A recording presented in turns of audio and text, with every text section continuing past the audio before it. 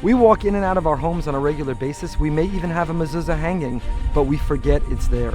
There are so many activities in our lives we do without ever thinking about them. Welcome to Behind the Mitzvah. The word mezuzah literally means doorpost, but we use it to refer to what hangs on it. The mezuzah, the sacred scroll, is supposed to remind us, on the threshold of our homes and the threshold of critical places in our life, the values we're meant to bring in and the inspiration we're meant to carry out with us. What's inside the mezuzah? The mezuzah, on its parchment, is written the holy words of our sacred Shma, to remind us of the unity of God's existence and of our responsibility to answer to a higher authority. Whether it's walking into our home and the way we interact with the people in it, what entertainment we engage, the values we live by, or whether it's on our way out, to work, to the gym, to the supermarket, to engage socially, we answer to a higher authority. God, this entire world, is an expression of His existence. We work for Him. He doesn't work for us. Shma begins, the mezuzah contains the word "V'ahavta," love.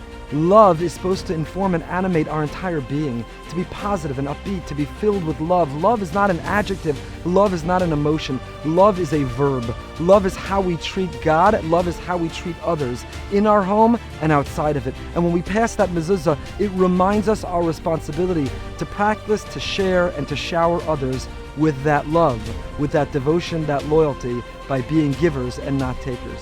When the mezuzah scroll is wound up, on the outside is written one of God's name, Shaddai. It comes from God looked at His world and He said, "Die." He said, "Enough." He was satisfied with creation.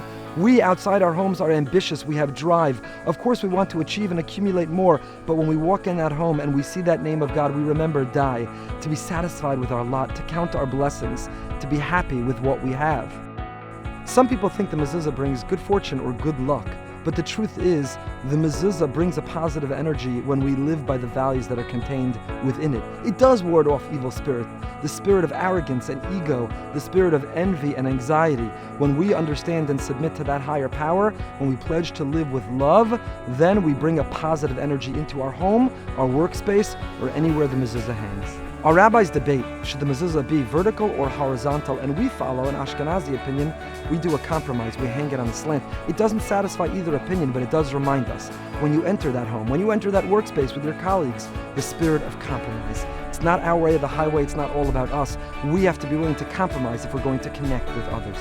It's very important to only buy the mezuzah from a reliable source. Put it in a beautiful case, and we hang it in the bottom of the top third of the right side of the doorway on the way in to our home.